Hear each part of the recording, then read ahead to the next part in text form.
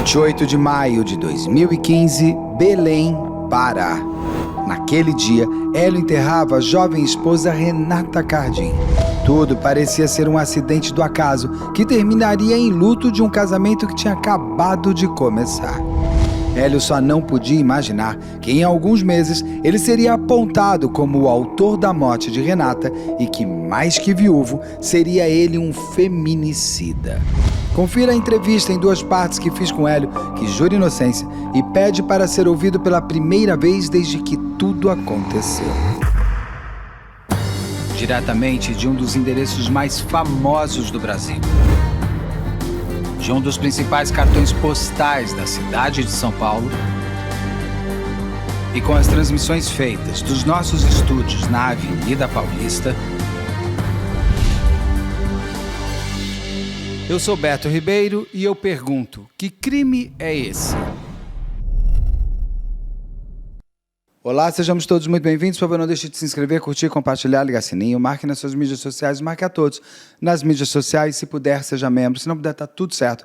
Daí você venha comigo até o final deste encontro que eu vou ter com o Hélio, que é o réu apontado pela morte da esposa dele, a Renata Cardim, que aconteceu no Pará. Eu já entrevistei aqui a tia da Renata, que hoje é a porta-voz da voz da vítima, e eu, inclusive, naquela entrevista, eu convido o Hélio ou os seus defensores a trazer aqui o seu ponto de vista. O Hélio aceitou, que eu queria te agradecer.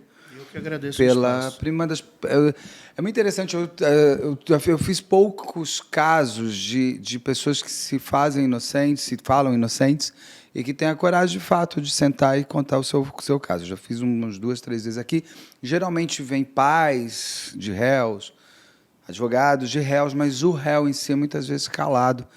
E eu sei que esse é um crime muito controverso. Já peço desculpas pela minha voz, que eu peguei uma gripe esses dias e ainda ela está voltando.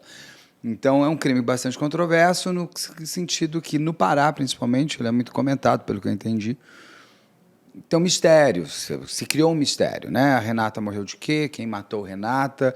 O marido é o assassino? É um feminicídio? Não é um feminicídio? Então, o canal está aberto aqui para você trazer toda a sua história, por conta de hoje você está como réu do caso. Sim. Você está pronunciado. Exatamente. Por o quê?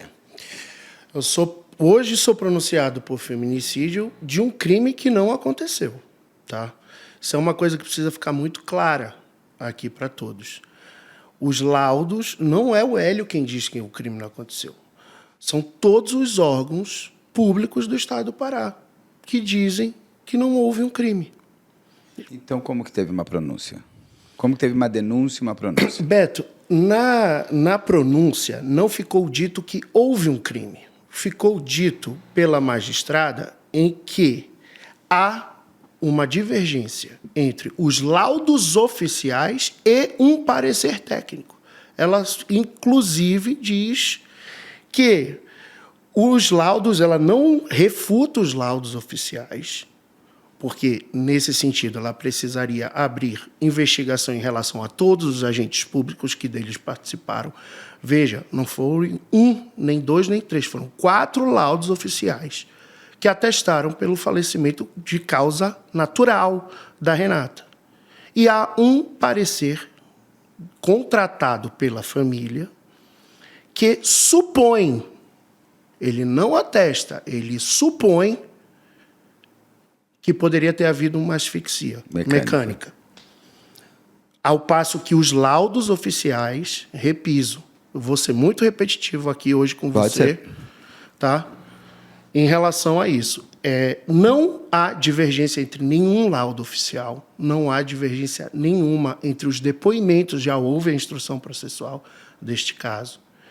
E os peritos, inclusive, eu convido para acessarem a minha rede social, já passei para a sua produção, Sim, Justiça seja feita oficial. Lá, os recortes que estão postados, não foi a minha defesa quem produziu, foi a audiência de instrução quem tomou o depoimento em juízo, né, perante a magistrada, perante o promotor de justiça, e eles esclareceram toda e qualquer possível dúvida a respeito dessa situação. Não há nenhuma divergência, não há nenhuma dúvida em relação a isso. Eu vou voltar daqui a pouco para o passado, eu vou para o passado, vou para um casamento, vamos entender como é que era a sua relação com a Renata. Mas como a gente está caminhando ainda por essa levantada de bola que você deu sobre os laudos, para as pessoas entenderem, teve um primeiro laudo na morte dela, que aconteceu no dia 27 de maio de 2015. Tem um primeiro laudo que diz que ela teve uma morte natural. Morte natural de quê? Ruptura da aorta abdominal. Seria o quê? Um infarto? Infarto? Não, que seria um aneurisma. Um aneurisma que ela poderia ter feito vários exames e nunca teria sido descoberto, ou ela ainda era muito nova e não tinha feito os exames? Na realidade, Beto, o aneurisma é uma doença silenciosa. Você não sabe que você a possui. Sim. Não tem sintoma, não há uma dor, não há absolutamente nada. Acho que muitas pessoas já tiveram algum conhecido ou já viram alguma notícia a respeito da pessoa ter um aneurisma, ele ter se rompido e a pessoa ter falecido. Então, ninguém poderia supor que ela tinha um aneurisma. Como eu, até hoje, não fiz investigação para saber se eu tenho um. E ela não tinha dor, não tinha nada, ela foi Não. bem de aneurisma mesmo, aquela coisa que rompe Rompeu. e termina na Exato. morte. O laudo demora 30 e poucos dias para sair, pelo que me foi relatado na entrevista com a tia da Renata. A mãe da Renata não aceita a finalização da história como morte natural. Ela consegue uma autorização para a exumação do cadáver. Não é isso? A cronologia está correta. Apesar de que eu não tomei conhecimento de absolutamente Você não sabe isso que eu ia te perguntar. Nada. Porque, assim, legalmente, eu não vou entrar nesse método legalmente falando, que eu não tenho...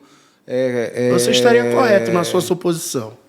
Pelo que eu saiba, por exemplo, fiz uma série de transplante, quem decide se a pessoa será doadora de órgãos ou não, é quem lhe é o herdeiro do corpo, vamos dizer assim. O herdeiro do corpo são os pais, os filhos, desde que não tenha um matrimônio. Um matrimônio. Quando você é casado, quem responde por você, pelo que me foi contado por toda a parte jurídica da época dessa série que eu fiz, seria o cônjuge. Então, não seria você que teria que ter autorizado a exumação? Deveria ter sido, né, Beto? Deveria ter sido. No entanto, em momento algum, eu tomei conhecimento sequer de uma investigação. Eu fui surpreendido, porque a gente está batendo um papo mais informal. Então, eu fui surpreendido 6 meses depois do falecimento dela, véspera do Natal, ou seja, 24 de dezembro de 2015, com um investigador da polícia no meu escritório, eu estava trabalhando, dizendo que eu tinha que depor no dia 26, eu não me recordo se 26 ou 27 de dezembro, e não sabia sequer do que se tratava. Você não sabia nem que o corpo tinha sido exumado? Nada. Eu não sabia da investigação, da exumação, de absolutamente nada.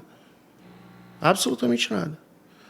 Eu só tomei conhecimento quando eu compareci, por óbvio, à delegacia, prestei o meu depoimento, que precisava ser prestado, e fui informado pelo delegado de que não só estava sendo investigado por homicídio, como também já tinha sido exumado o corpo da minha esposa.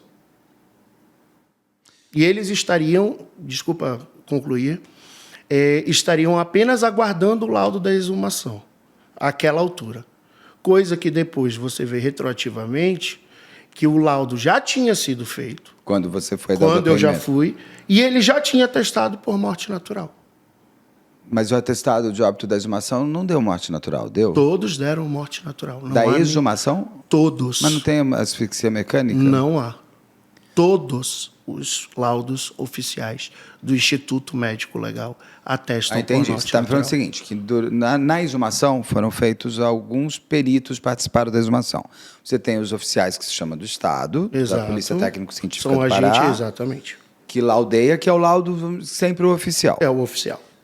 Depois da exumação, os médicos legistas atestaram morte natural. Exato. Só que existe um laudo, que é o médico legista, inclusive, que fez da Daniela Pérez, não é isso? Veja, este documento é um outro equívoco tratado.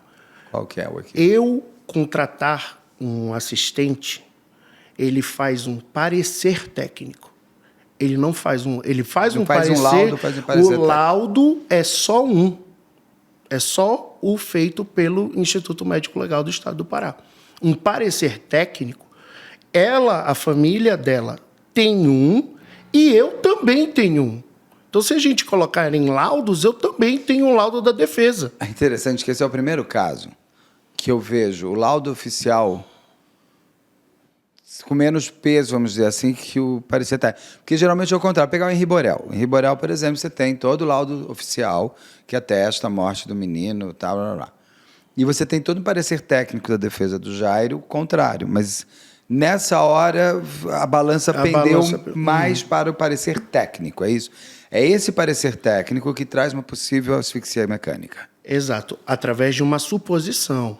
Novamente, não há uma conclusão a respeito disso. O que diz neste parecer é que não pode se afastar a possibilidade de, mas não conclui pela asfixia. Que teve. Desculpa. Mas não conclui que teve, de fato. Mas não concluir não que tem teve. marcas evidentes. Nunca houve, não há, nos laudos oficiais, inclusive, são claros, não há nenhuma marca de agressão, de violência ou qualquer coisa no corpo da Renata.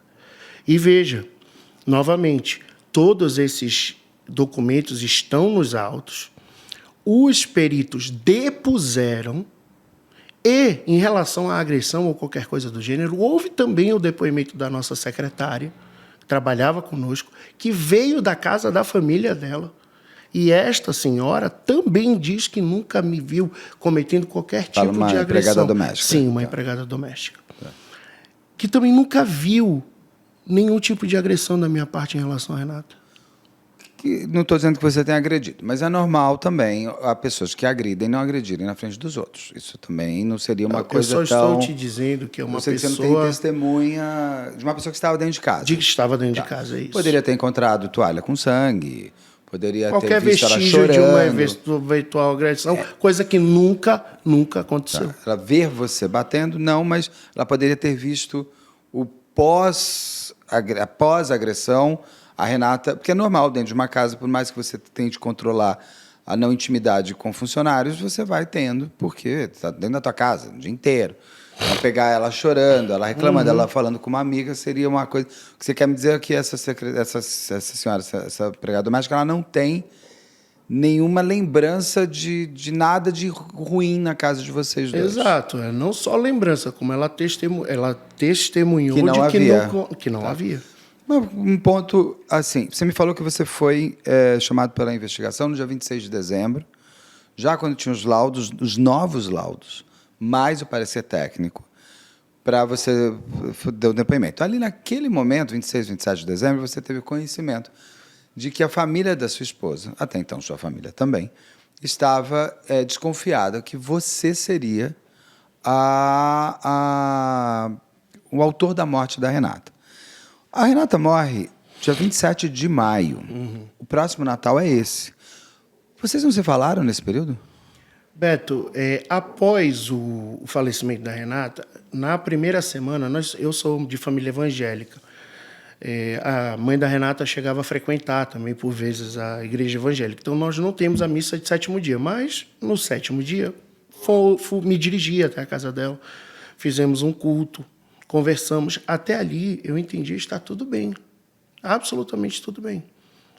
Eu tomei conhecimento de que alguma coisa poderia não estar bem entre nós quando, por volta de um mês depois do falecimento dela, desculpa, até pulei um pouquinho, sempre mandava mensagem, saber como estava. Preciso conversar, porque assim, você era um viúvo e a mãe da neste Renata... prazo, sim. Mas, como eu estava te falando, 30 dias depois, mais ou menos, eu pedi para minha mãe retirar minhas coisas do apartamento que eu morava com a Renata. Eu voltei a morar com a minha mãe, com meu pai. Tá? E quando ela foi até o apartamento, ela foi proibida de entrar pelo porteiro. O apartamento era de quem? O apartamento era de propriedade da Renata e eu tinha feito a reforma. Tá. Né? Não, tudo bem, era um casal. Era um Mas casal. eu digo até para saber se vocês dois tinham comprado juntos, aí ninguém pode fazer isso. Não, de forma alguma. Foi a mãe dela quem deu para a Renata. Eu apenas fiz a reforma para... Já era para vocês morarem para morar. E ela disse, eu mandei uma mensagem, bom dia, boa tarde, o que está acontecendo que a minha mãe está proibida de pegar minhas coisas em casa? Ela falou, não, é isso mesmo, a sua mãe não pode mais entrar no apartamento. A partir dali, eu entendi que não estava legal a relação. Mas você não questionou por quê? Não, mas como assim? Por que eu não posso entrar e pegar as minhas coisas? Eu confesso que eu não me recordo exatamente o porquê que ela me deu. Talvez eu tenha perguntado, talvez não. Talvez ela tenha dado uma justificativa que eu realmente não me recordo. Já são 10 anos, né, Beto? Sim, mas é que isso é natural. Eu, por exemplo, eu perguntei muito para a tia também assim. Uma pergunta antes também, em cima disso tudo. Geralmente, quem decide também o que vai fazer com o corpo da pessoa é também o seu herdeiro legítimo, que seria você, no caso da Renata. Você quis cremar ela? Não, jamais. Nunca passou pela cabeça de porque ninguém. você falando que é evangélico, eu imaginei que... Não, eu, por exemplo, eu digo claramente, eu sou cremado, eu não quero ser enterrado. Mas jamais. Porque eu fiz essa pergunta e me falaram que a sua ideia era cremar. Jamais. E aqui você falando que era Beto, evangélico, inclusive, quem pediu para que soubesse, entendesse o que foi que aconteceu com a Renata, o porquê dela, fui eu.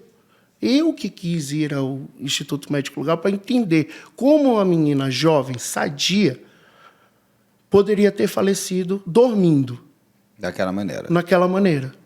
Eu não poderia nunca imaginar que a pessoa que está dormindo ao meu lado estaria morrendo. Jamais, em momento algum. Entendeu? Então, eu pedi para que fosse feito o estudo no corpo dela. Sim. Quanto tempo vocês ficaram juntos, você e a Renata? Ao longo de todo o relacionamento, cerca de 6 anos e meio, aproximadamente. Bastante. Você tinha quantos anos quando ela morreu? Quando ela morreu, eu tinha 30 e ela tinha 26. Você está me falando que a sua juventude máxima você passou com ela. Sim. Você passou dos 22? Dos 24 aos 30. 24 aos 30. É bastante tempo. Bastante ainda mais tempo. para quem tem 30 anos. Não seria muito se você tem 50, mas é bastante se você tem 30. Eu vou voltar nesse ponto, porque eu acho muito interessante o seguinte. Vocês ficaram quase 7 anos juntos. Casaram, um casamento belíssimo, todo cheio de pompa e circunstância, muitas fotos e tudo mais. Famílias importantes do Pará. Muita gente fala, é porque ele... Eu falo, mas eu também... pegar um paralelo com Mariana Sarney, quando eu falo, porque a Mariana... Eu falo, mas outra família, todo mundo ali... Gente, ninguém ali não tem o seu poder para chamar de seu. O caso que eu quero dizer com tudo isso é o seguinte. A Renata morre em maio. Vocês não se falam mais até o primeiro... Você ligou para dar Feliz Natal? Não. Não teve isso? Não teve vontade? É porque eu sou sua sogra. Novamente, veja. Eu sei que ela não deixou você subir no apartamento. Eu fui, questão de Feliz Natal, eu fui intimado na véspera de Natal. Eu já sou, se eu sou acusado, a pessoa não quer contato comigo. Concordo, Beto. mas é que eu digo Pelo assim, no amor meio de desse Deus. período todo, vocês não se falaram como é que você tá, porque você é um viúvo. E era uma mãe que enterrou um filho. Estou falando ela. Eu honestamente falando, digo o seu pai também. Tentei manter algum contato. Você tentou, é isso que eu quero dizer. Você tentou ainda ter alguma coisa assim? Mas eu via que não tinha resposta. Sei lá, achar alguma lembrança dela. Inclusive, por exemplo, eu convidava para ir à academia, que eu sabia que a mãe dela gostava muito de ir à academia. Mas, não, obrigado. Depois simplesmente parou de responder também. Entendi, vocês se afastaram. Quero saber uma coisa. Você conhece ela com 24 anos. Então, você já era um jovem adulto. Queria te conhecer um pouco antes da Renata. Quem é o Hélio? Qual é a sua história? De onde você veio, no seguinte sentido? Você veio para o mundo para quê? O que você quis? Quais eram os seus sonhos antes de conhecer a Renata? Como era a sua vida antes da Renata? A vida como de um adolescente qualquer, né, Beto? A gente, lá em casa, tem que estudar. Que bom, gostei. Não tem essa escolha. Gostei. Então... E trabalhar também. Trabalhar também. Tá bom, então era aí que eu ia chegar. Vamos chegar lá. Então, terminar o colégio, entrar na universidade, a Universidade Federal do Pará, que lá era uma... Você fez o quê? Oi? Qual a sua formação? Direito. Advogado. Formar, passar no OAB e começar a trabalhar. A partir daí, aí já é uma vaidade, vamos dizer assim, ser muito bem sucedido no que você faz. Mas todo mundo tem que querer isso, não tem problema nenhum isso. Então, busquei meu espaço durante muito tempo, trabalhei. E, realmente, esse caso... Qual o direito de quê? Eu atuo na área trabalhista. Tá. Tem bastante cliente. Tem bastante. Tem muito cliente. Já tive. Por quê? Dado tudo o que aconteceu comigo, ficou muito complicada a minha vida. Não é fácil, não. Eu imagino o seguinte. Não é fácil. Viver com o crime dentro de casa deve ser uma coisa muito complexa. Se você é criminoso e se você não for, pior ainda. Então, eu imagino que deva ser... Beto, não é só dentro de casa, porque dentro de casa, honestamente falando, eu tenho um apoio muito grande da minha família, assim, de verdade. Dos meus tios, dos meus pais, dos meus avós, dos meus primos, que são quase irmãos para mim. Mas a prisão, ela não é só a prisão física, né? Você tem uma prisão social. E você andar na rua sendo julgado... Eu andava, eu até trouxe aqui para você os laudos que passei para a tua produção também, os laudos. Eu andava, inclusive, com os laudos. Para apresentar para as pessoas na rua? Para apresentar para as pessoas na rua. Mas as pessoas iam entender? Não iam, né? Não, mas entendi. Fato é que você tem uma prova de que você é inocente. Tá entendendo? Então, essa questão é muito complicada. Eu acho assim, a causa do feminicídio, ela precisa sim ser combatida. Ela precisa sim ter uma punição severa, mas a gente não pode colocar na vala comum um inocente. Entende? Você vai me trazer toda essa sua parte também. Eu quero saber qual é hoje, eu quero saber o seu medo do futuro. Mas vamos para o passado, por enquanto. Como é que você conhece a Renata? Através de amigos. Eu tinha um amigo em comum, e ela era amiga da namorada e eu amigo do namorado. E aí eu peço para ele me apresentar, para o meu amigo, pedir para a namorada apresentar a Renata para mim. Foi um encontro a 4. Eu não recordo se foi um encontro não, digo a 4. Assim, através dos amigos existiu esse encontro. Isso é 2000 e... Porque se é 2015, vocês... 2009. 2009. Vocês namoraram quanto tempo? Por volta de 5 anos e meio. E aí, vocês estavam casados há um ano? 8 meses. 8 meses. Tá. Porque tem um ano de noivado. Tá. Foi tudo certinho. Tá certo. Desculpa, a tosse que eu realmente estou ainda saindo dessa sinusite. Quando você encontra a Renata, quem era a Renata? Como é que foi? Me conta dela, assim. Qual é a biografia dela? Pelos seus olhos, como foi o encontro que vocês tiveram? A Renata era uma menina doce, uma menina engraçada, tímida, né? Não era tão falante, só quando estávamos assim com pessoas que ela realmente conhecia bem, opinativa, tinha as opiniões fortes dela. Assim, um doce, eu adorava, amava a Renata. Ela fazia o quê? Ela, direito, quando eu a conheci, estava ainda estudando Direito, né? E ela se forma? Forma. Então também, você é Direito, ela é Direito, tinham ainda mais afinidades, mais afinidades e tudo mais. Como era a relação de vocês? Era uma boa relação, Beto. Assim, o início, então, era maravilhoso. Mas, bom, para ficar 6 anos com alguém, se o início não for bom, a pessoa é masoquista. Exatamente, né? Mas, enfim, maravilhoso. Agora, todo casal, todo mundo que já teve um relacionamento, sabe que o relacionamento vive altos e baixos. Errei, com certeza absoluta. Fui imaturo, sem dúvida nenhuma. Mas isso não me faz um homicida, isso não me faz um agressor. Sinceramente te falando, assim, provas...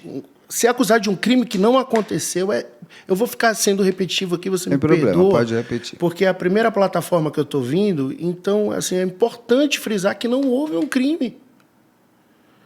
E não dito por mim, dito pelos agentes públicos, dito pelos laudos oficiais, dito pelos depoimentos escolhidos nos autos, a não ser uma suposição de um parecista. Pelo amor de Deus. Como era a sua relação com a família dela? Maravilhosa. Viajávamos juntos, eu era inclusive o advogado da mãe dela. Eu era advogado da empresa. Se você fizer uma pesquisa da empresa da mãe, você vai encontrar o meu nome nas publicações. Ou seja, confiança tinha, sim. A pessoa tinha o seu bem-querer, o seu bem-estar. No primeiro mês de casamento, nosso apartamento não estava pronto. E a gente morou com a mãe dela. E a sua família? Muito boa com a Renata, muito boa com a Renata. Com a família da Renata? A família da Renata era boa também. Não tinha muita proximidade, é verdade. Não, mas também no país... não tinha muita proximidade. Você tinha proximidade com a família dela, uma vez Sim, que você foi mas advogado da família. Inimizade e morou de forma um mês alguma. na casa com Exato. a sogra, é uma coisa. Por que vocês resolvem se casar? Porque era o próximo passo? Para constituir família, para ter filhos. O plano de qualquer pessoa quando pensa em casar, né? Assim, no sentido de nós já estávamos há um bom tempo juntos, conhecíamos, gastamos a nossa juventude. Jovem juventude é redundante, mas é isso. Você tem também depois da jovem velhice, você tem E juntos e achávamos que era o momento de constituir a nossa família. Você me falou que você não afastou a Renata da família dela, uma vez que você, inclusive, morou com a mãe. Exato. Você trabalhava com a mãe da Renata. Em São Paulo, a gente fala que toda mãe de homem hétero, gay também, mas hétero, ela tem sempre o sonho de conquistar a nora, porque ela sabe que é mais fácil o homem ir para a família da mulher do que ficar com a família do homem, né? No teu caso, você tinha uma boa relação, você ficava com a família dela. Então, você não afasta a Renata da família, pelo que eu estou entendendo. Como era com os amigos? Ela tinha amizade, vocês Nós saíam... saíamos sempre juntos com os amigos. Frequentávamos a casa um dos outros, fazíamos... Quando nós nos mudamos para o nosso apartamento, recebíamos amigos lá. Então, assim, sempre um convívio social muito bom com todos. Você me disse que a sua funcionária, ela inclusive atesta que ela nunca viu nada.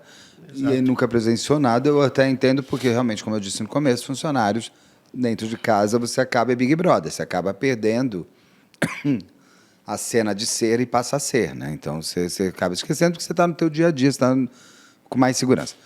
Você tem relatos de amigos da Renata, amigos com quem você convivia, trazendo depoimentos de que ela vivia uma relação abusiva com você?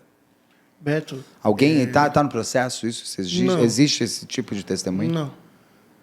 Tem pessoas falando sobre isso? Não há. Não há, Beto. E tem pessoas defendendo você? A defesa eu tenho hoje... Esse processo serviu também para isso, né?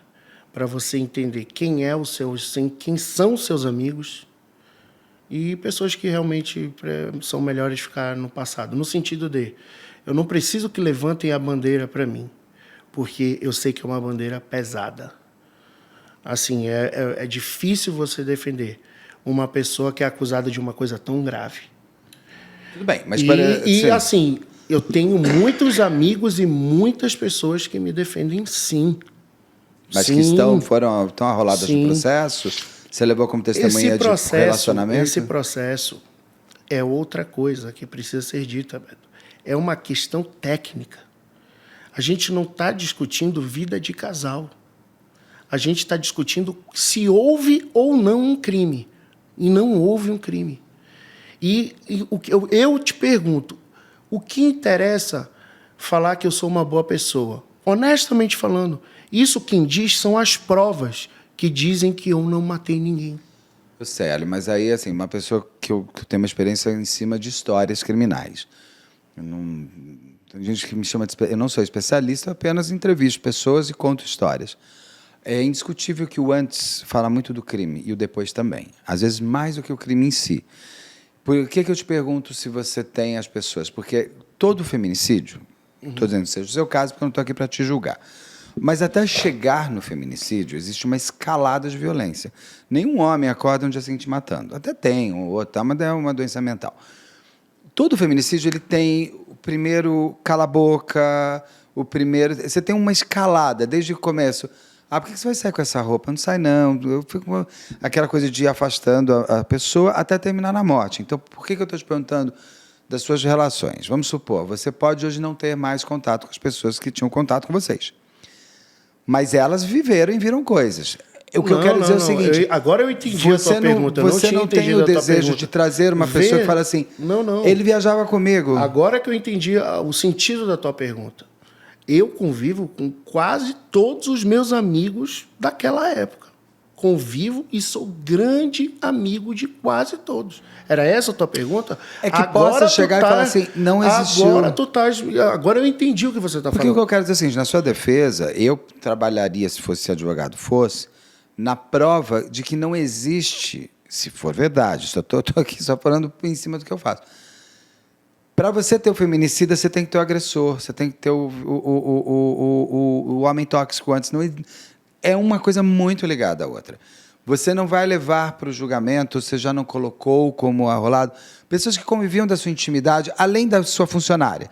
Amigos, que, por mais que hoje você nem falasse mais, mas que você tem foto. Ó. A gente viajava toda semana para Piracaia e a gente ficava no sítio dele. Então, aquele lugar a gente ficava tão fechado que se eu fosse um homem tóxico, eu acabaria sendo. Porque eu ia beber, ia ter alguma lembrança do bom e do mal. Isso que eu estou te perguntando, se você tem esse tipo de... Não, veja bem, essa fase de a gente discutir tudo isso, qual era o ambiente, etc. e tal, eu espero que não chegue, mas seria o júri. Seria o júri. Você está pronunciado? Ah, é que você está em cima de outros... Eu ainda estou na fase recursal para saber se a pronúncia perdura ou não. Era uma relação saudável? Lógico que sim. Você não vai se surpreender de pessoas falando o contrário? Não. Por exemplo, a tia da Renata me diz o seguinte, que no chá de bebê, você e ela brigaram e que você teria batido... Ela falou na entrevista... Só te corrigindo, que no bebê não tivemos filhos. Como é que é? Desculpa. Chá de bebê não foi porque a gente não teve. Chá de bebê não? Como é que é aquele negócio chá de lá? panela? Essa coisa de... Antes do casamento. Que tinha tido uma comemoração... Você teve noivado, deve ter sido por esse período aí. Que vocês tinham tido um chá de qualquer aí, que é antes de casamento. Panela mesmo, isso mesmo. E que você teria batido nela ou sido agressivo com ela na frente das pessoas. E aí isso é falado, inclusive, numa entrevista. Eu vou já te responder, aqui. não, nunca fui um agressor. Aí eu te respondo fazendo o seguinte questionamento. Que sociedade nós viveríamos onde um chá de panela é eminentemente feminino? Sim.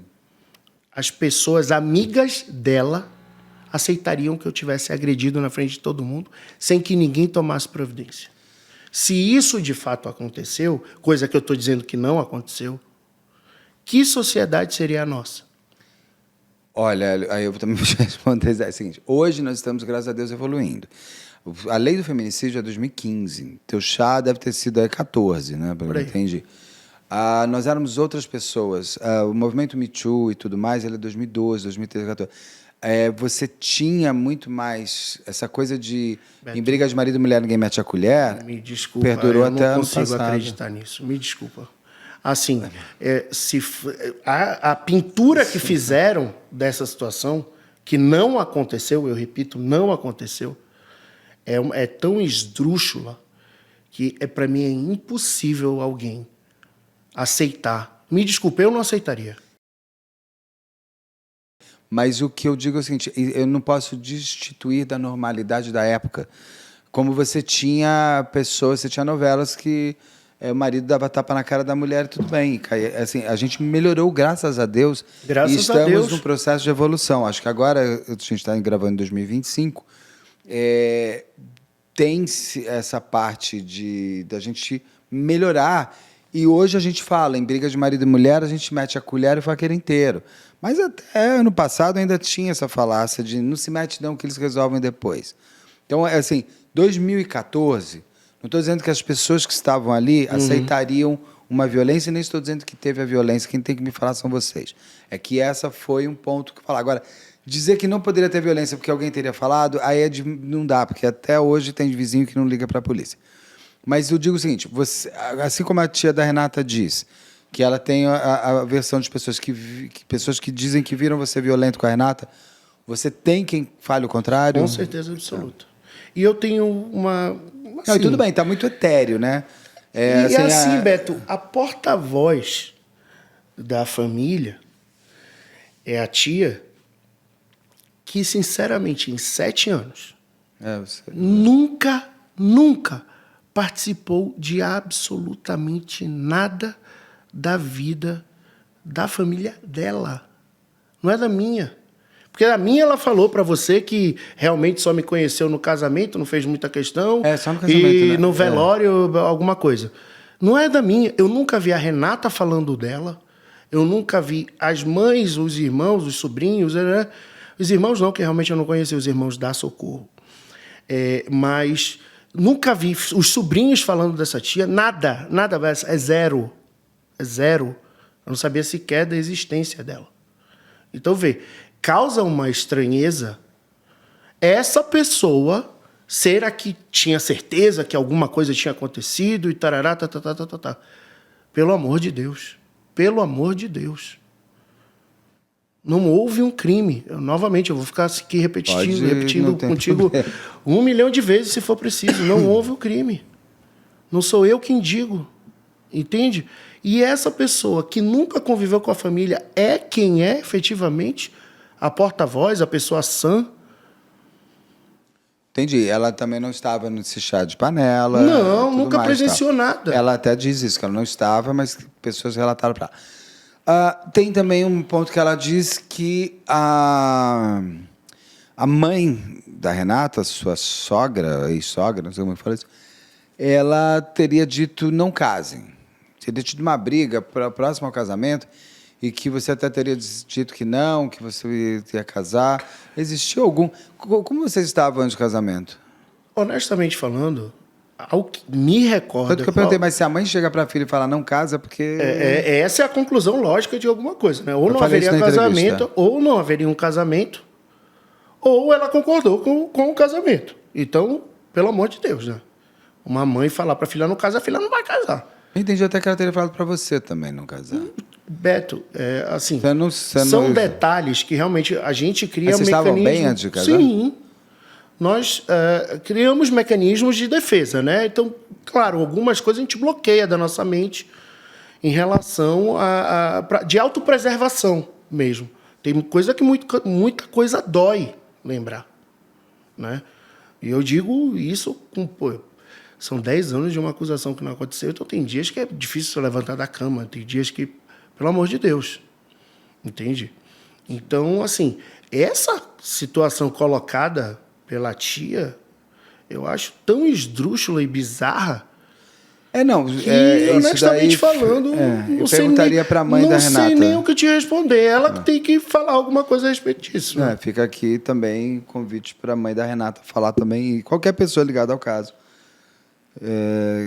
Mas, gente, só uma coisa, eu tenho falado com qualquer pessoa ligada ao caso, tem pessoas que falam assim, eu estudei muito caso, quero falar. Não é isso, pessoa ligada ao caso é réu, vítima, defesa, família e tal, então, só para deixar claro.